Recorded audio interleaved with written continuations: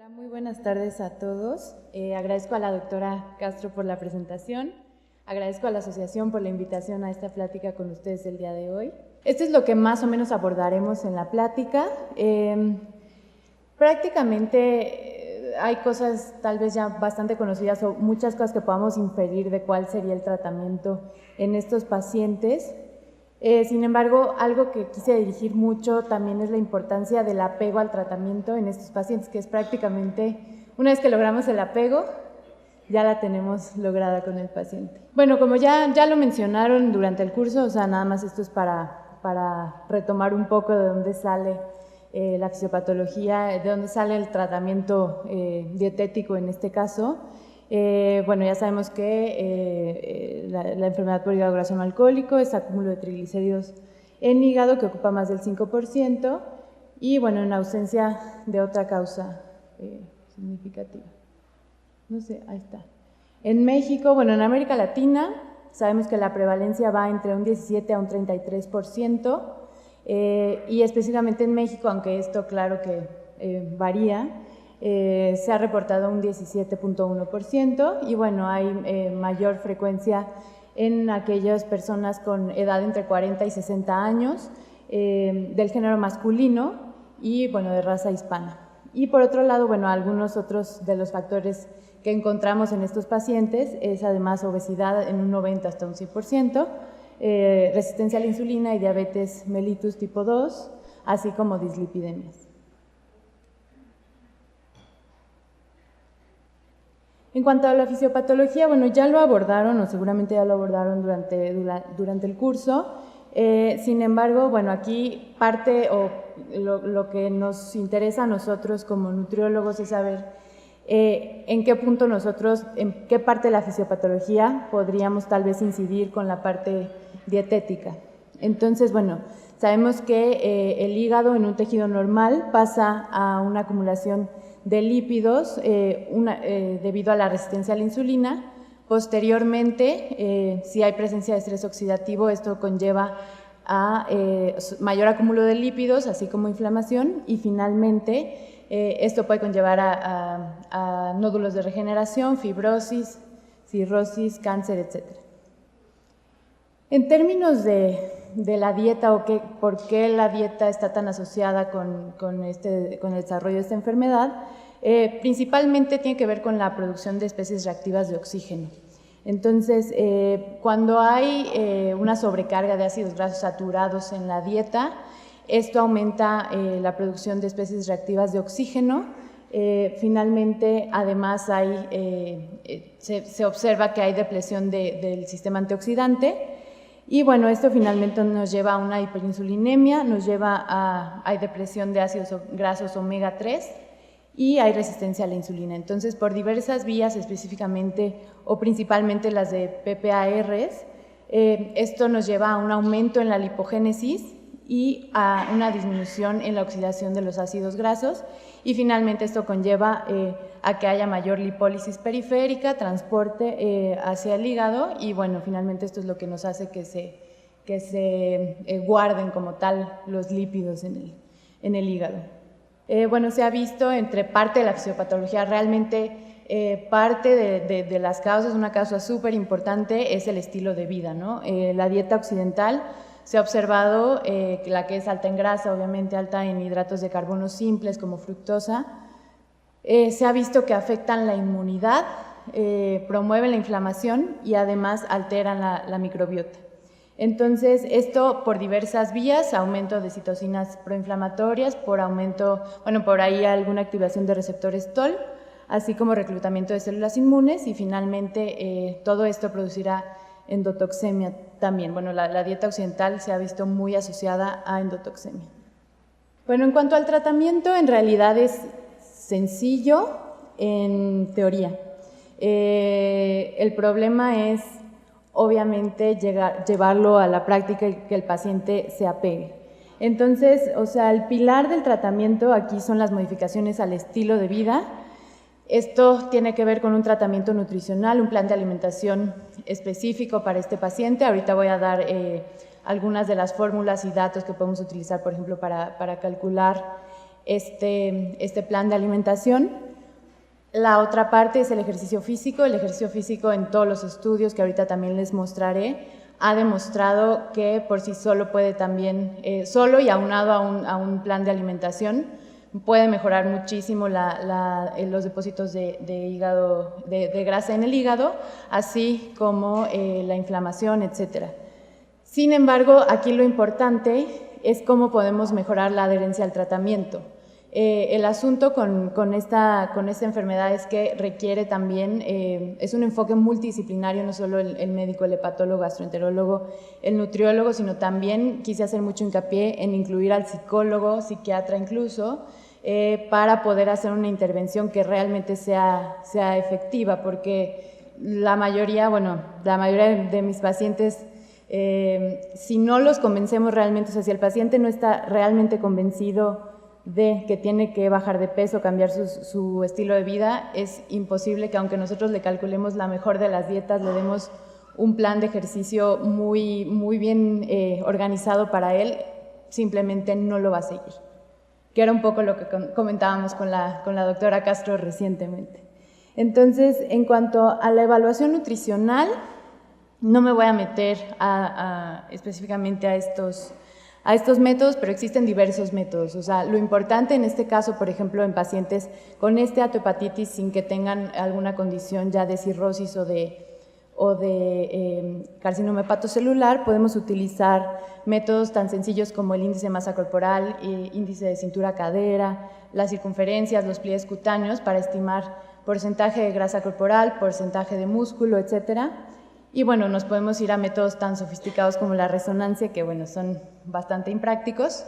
Entonces, realmente tenemos muchas maneras de evaluar el estado nutricional. Lo importante es que utilicen alguno, el que tengan disponible, y sobre esto entonces podemos empezar a indicar el tratamiento. Entonces, para nosotros poder indicar un plan nutricional adecuado para nuestro paciente, tiene que ser individualizado. O sea, no hay manera de que nosotros saquemos del cajón una dieta de 1200 calorías y le demos la hojita. Necesitamos individualizar al paciente el tratamiento, y aquí tenemos que tomar en cuenta varias cosas. El estadio de la enfermedad, entonces tenemos que pedir que si tienen ya estudios de imagen, estudios de laboratorio, los lleven con nosotros. Si tienen alguna otra comorbilidad, principalmente tendrán metabólicas, pero incluso habrá algunos que tengan por ahí alguna otra comorbilidad que nos limite tal vez el tratamiento de actividad física, de ejercicio. Obviamente necesitamos los datos nutricionales y principalmente un recordatorio de 24 horas, una frecuencia de alimentos para saber qué es lo que está consumiendo y cómo lo está consumiendo. Y de esta manera, bueno, esto más la actividad física del paciente, nosotros podemos calcular entonces un gasto energético que el paciente tiene, y sobre esto entonces podemos nosotros disminuir o incrementar las calorías, obviamente en este caso disminuir un poco. Entonces, en cuanto al cálculo dietético específicamente, tenemos varias fórmulas para estimarlo. El gasto energético del paciente. Sin embargo, en pacientes con sobrepeso y obesidad, la fórmula que más se utiliza es esta que pongo ahí, la fórmula de Mifflin y St. Esta porque algunas otras tienden a subestimar o a sobreestimar las calorías. Entonces, esta es la que parece más útil en estos pacientes. Y bueno, una vez que nosotros calculemos este gasto energético mediante esta fórmula, lo ideal es hacer una reducción pequeña de alrededor de 500 calorías por día. Bueno, pequeña, se puede hacer mayor, sin embargo, esto es para promover pérdida de peso, pero que esta pérdida de peso no sea tan marcada.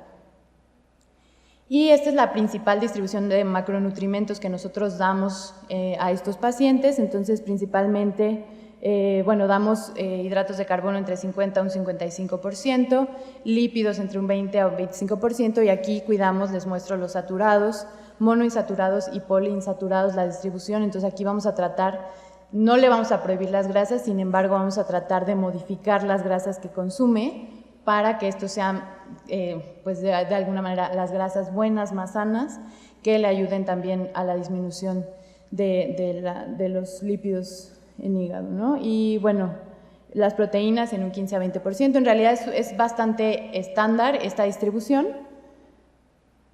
Y bueno, la idea es tener una pérdida de peso lenta, entre un 5 a un 10% del peso corporal, pero en un periodo de un año. A veces pasa que el paciente, y pasa mucho con estos pacientes que llegan con nosotros, quieren pastillas, quieren la dieta mágica, quieren bajar de peso en 2 días. Si les decimos que no podemos, se van, nos dicen que somos muy malos, porque bueno, obviamente quisieran algo más sencillo, y también pasa mucho eso, que hay muchas ya pastillas y cosas que de repente por ahí les ofrecen.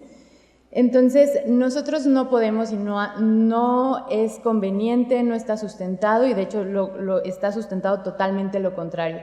Una pérdida de peso demasiado rápida va a hacer que haya mayor depósito de grasas en hígado, va a hacer que haya incluso mayor ganancia de peso posterior, lo que llaman mucho el rebote. Entonces, queremos nada más reducir entre 500 hasta 1000 calorías máximo de un gasto energético basal. Esto promueve una pérdida de peso de máximo 1 kilo a 2 kilos, exagerado, por mes, no más. Porque de otra manera, de hecho, incluso con estudios, por ejemplo, cuando someten a los pacientes a cirugía bariátrica y tienen una pérdida de peso muy marcada, aumenta de hecho las enzimas hepáticas de una manera tremenda. Entonces, hay que tener mucho cuidado en esto, o sea, la pérdida de peso debe ser muy pues, pausada, o sea, tenemos que irla vigilando, y el paciente tiene que saber que va a ir lento, pero seguro. Bueno, aquí no se ve absolutamente nada, pero aquí lo que les quería mostrar, la verdad es que es lo mismo, o sea, da lo mismo lo que diga ahí. Justamente lo que les quería decir es que esto es un metaanálisis y hay un montón de estudios, hay revisiones, hay un montón ya de estudios en la literatura que sustentan la dieta mediterránea, la dieta pues baja en grasas, o sea, tenemos principalmente la dieta mediterránea es la que más han probado en ensayos clínicos aleatorizados para esta condición. Y claro, cuando son pacientes que les están dando una monitorización continua, van diario al hospital con el nutriólogo, los está viendo, los está exigiendo, y en algunos centros incluso les dan la dieta, el menú, pues obviamente observamos una pérdida de peso importante, disminución en enzimas hepáticas, etcétera. Sin embargo, nuevamente a lo que voy es que necesitamos buscar más el apego al tratamiento, a la dieta saludable, sea cual sea que le estemos indicando, pero el apego. Bueno, ahí ya llegó en algún momento. Entonces, bueno, algunas otras de las estrategias nutricionales que seguramente también ya mencionaron tienen que ver con suplementación o con tratamiento de algunos nutrientes específicos. En este caso, por ejemplo, tenemos algunos estudios ya muy clásicos en donde dan vitamina E. Obviamente hay mejoría en enzimas hepáticas, sin embargo aquí también es una población específica y entonces necesitamos conocer muy bien el estado del paciente, el estadio del paciente y las comorbilidades para poder indicar este tratamiento con vitamina E.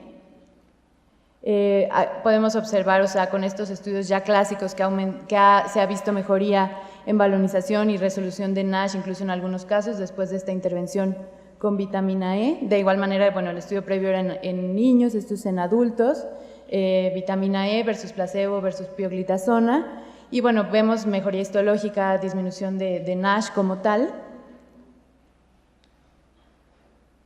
Lo podemos observar incluso en fibrosis, esteatosis, o sea, se observa en realidad bastante mejoría. Sin embargo, aquí necesitamos tener en cuenta también el estado metabólico del paciente para que no tenga contraindicación. En el caso de omega 3, este es un metaanálisis en donde evaluaron 9 artículos, pacientes con NASH, lo suplementaron con omega 3 y se observó principalmente disminución en la infiltración de grasa, se observó mejoría en enzimas hepáticas. Entonces, bueno, esta parece una buena estrategia, sin embargo, en realidad es poco probable que es poco costeable por parte del paciente que lo tengamos todo el tiempo con omega 3 y tampoco hay estudios a muy largo plazo con este tratamiento de manera sostenida. Igual son tablas y tablas. En realidad lo único que quería mostrarles es que había mucha información, pero prácticamente lo importante es buscar más el apego. El café es la última de las nutrientes como tal, bueno, de los alimentos como tal que ponemos aquí. En realidad nos llegan mucho al consultorio los pacientes cuando tienen enfermedad hepática y en general cualquier enfermedad que algunos familiares, su médico, etcétera, les prohíben el café. Sin embargo, bueno, se ha visto en realidad en muchos estudios, tanto in vitro, in vivo y en pacientes, estudios de corte muy grandes, que en realidad el café tiene un efecto benéfico e incluso en este estudio mostraron cómo mientras más tazas de café tomaran al día los pacientes, había mayor probabilidad de que la fibrosis hepática disminuyera. Bueno, en términos de probióticos, igual les muestro esta preciosa tabla. A lo que voy es lo mismo, hay muchísima información también, hay principalmente lactobacilos, bifidobacterias que, bueno, se utilizan en el tratamiento de esto. En nuestro caso, como nutriólogos, lo que intentamos es, sobre todo, que consuman alimentos probióticos, no tanto suplementarlo. Sin embargo, bueno, estamos de la mano también con el médico para que él suplemente también, si lo considera necesario. En cuanto al ejercicio físico, pues hay un montón de beneficios, ya sabemos, mejoría en la capacidad cardiorrespiratoria, función endotelial, disminuye presión arterial, disminuye el estrés oxidativo, disminuye el peso corporal, resistencia a la insulina, mejora la calidad de vida. La realidad es que sabemos todos que el ejercicio físico es una muy buena opción, sin embargo, también parte de esto es lograr convencer al paciente y darle un ejercicio físico que realmente se adapte al estilo de vida y al tiempo del paciente. Lo mismo aquí les muestro otra de estas tablas. Es únicamente, o en realidad sí me gustaría que se viera, pero bueno, únicamente es para mostrarles que hay muchos estudios en cuanto a ejercicio físico. Todos estos observan que con una pérdida de peso a partir del 5 al 10% se empieza a observar mejoría en enzimas hepáticas, incluso en fibrosis. Lo mismo, fueron varios estudios aleatorizados, etcétera. Entonces, al final, pues nos quedamos con con una recomendación muy general, que es ejercicio aeróbico y anaeróbico combinado, 30 a 45 minutos por semana en el aeróbico, y el anaeróbico de 12 a 60 minutos. Obviamente esto depende de la tolerancia del paciente. Entonces, esto normalmente intentamos prolongarlo hasta 12 meses, sin embargo sabemos todos que es bien complicado a veces seguir un programa de ejercicio, y sobre todo aquí es bien importante platicar con el paciente para saber qué es lo que puede hacer, qué le gusta, qué tiene en casa, qué tiene cerca, a lo mejor un parque, un gimnasio, o sea, cuál es la opción del paciente para nosotros poder adaptar el ejercicio aeróbico y anaeróbico a esto. Y bueno, finalmente, ya para cerrar un poco esta plática, creo que algo bien importante que hay que tomar en cuenta también es que estos pacientes requieren también de una intervención psicológica. La pérdida de peso involucra factores conductuales, factores familiares, factores culturales, ambientales, etcétera. Entonces se requiere de una intervención multidisciplinaria. En realidad hay muchos estudios al respecto. Cuando, hace un poco que me puse a revisar todo lo que había al respecto, hay incluso metaanálisis de todas las terapias cognitivo-conductuales que se han utilizado en todas sus variantes. Y realmente esto es lo que parece que marca la diferencia entre que el paciente realmente mantenga tanto la dieta como el ejercicio durante más de un año, o sea, porque normalmente 3 meses lo logramos mantener. Sin embargo, para que realmente lo mantenga 1, 2, 3, 4, 5 años y realmente modifique su estilo de vida, se requiere de una de estas intervenciones. Entonces, bueno, ya nada más para concluir, los pilares del tratamiento de la enfermedad por hígado graso no alcohólico, pues son la dieta, el ejercicio, y a mí sí me gustaría hacer mucho hincapié en la intervención psicológica. Esto generalmente, como les mostraba, es una terapia cognitivo-conductual. Hay alrededor de unos 30, 35 estudios que lo demuestran, que realmente lo que más ayuda es esto, es los tres, es un enfoque multidisciplinario. Y bueno, el tratamiento nutricional hay que hacerlo bien personalizado, de igual manera el tratamiento con ejercicio físico, para de esta manera, al menos de nuestra parte, intentar que el paciente se apegue lo más posible y entonces sobre esto poder observar una mejoría real. Y bueno, quisiera agradecer nada más brevemente, que siempre que puedo les agradezco, a mi grupo de investigación dentro del instituto, que están alrededor de todas estas líneas de investigación. Y bueno, gracias a ustedes por su atención.